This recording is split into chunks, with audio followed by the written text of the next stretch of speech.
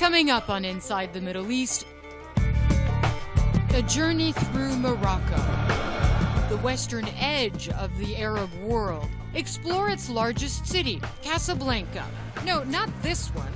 I'll meet a filmmaker with a very different take. I want to show this reality because it's important that people hear it. Plus, I travel by train to Morocco's spiritual heart, Fez. Meet a band once torn apart by war, recently reunited after half a century.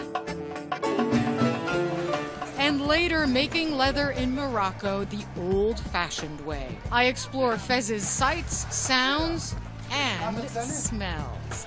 I'm kind of getting used to it. All that and more on a special Inside the Middle East. Join me, Hala Garani, as we journey through Morocco.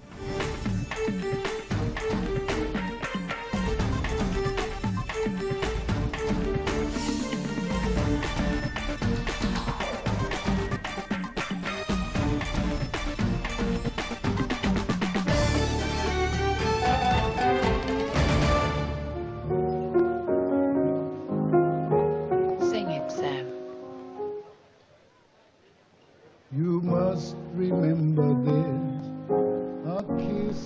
Casablanca, Morocco. Well, it's really not about the film Casablanca. In fact, it's not about the movie at all.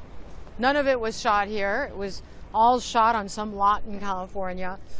No, Casablanca is more about this.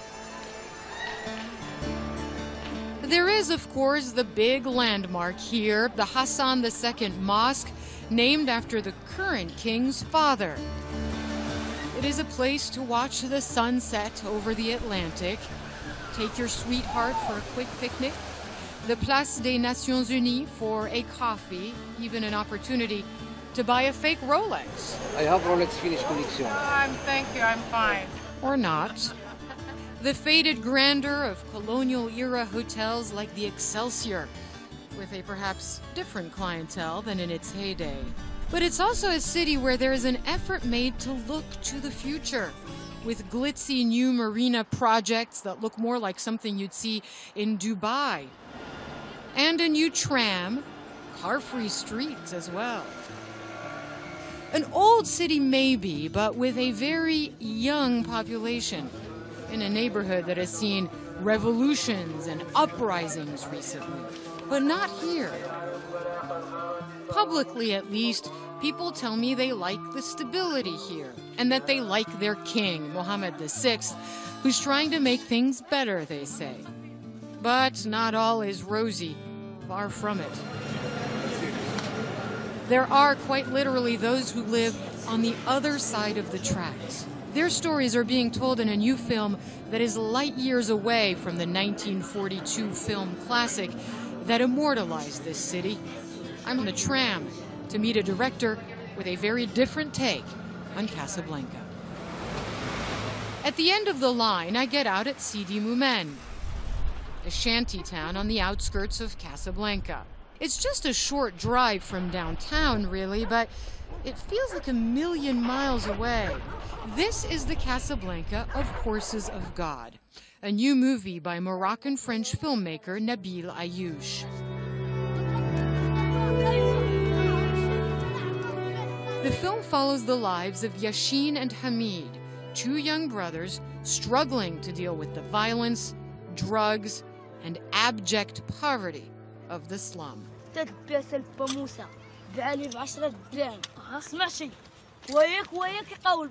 In the film version of the slum, as in real life, there are few basic services, and young men are often left to fend for themselves.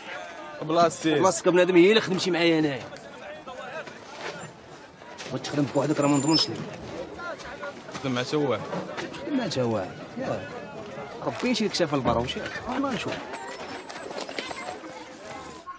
I meet Ayouch in the real Sidi Moumen. What do people dream of here?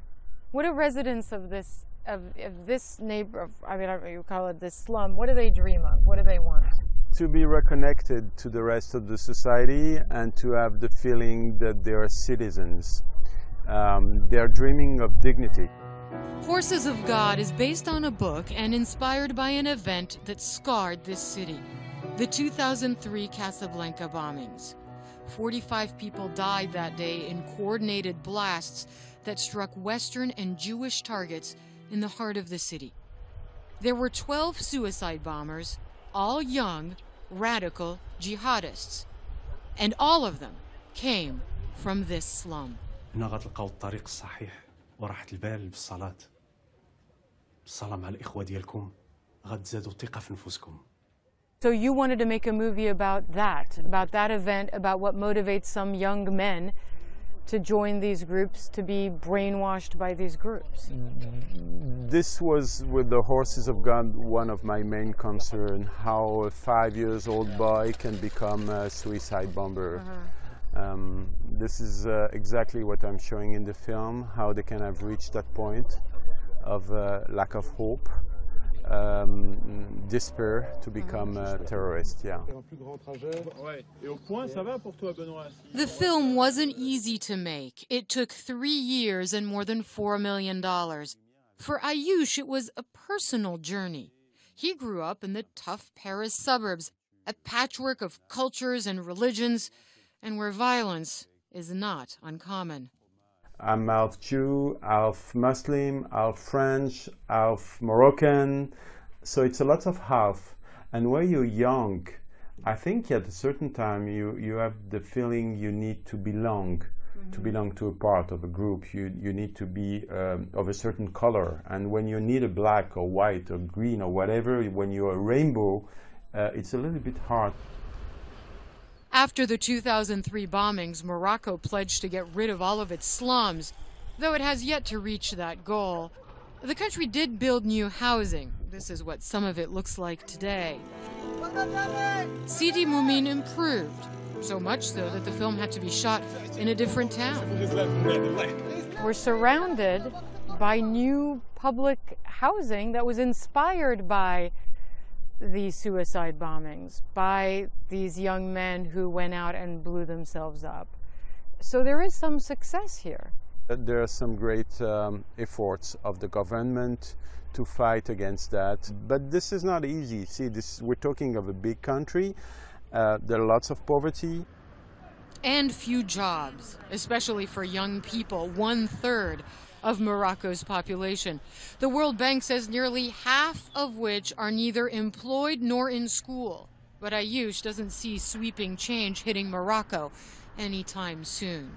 I'm not telling you that Morocco is an ideal place and there is no problem in this country. I'm telling you that if it didn't happen here, this Arab Spring, it's for good reasons. And when people are watching what's happening, for example, in Syria, in Egypt, in Tunisia, they just don't want that. His film actually helped this slum.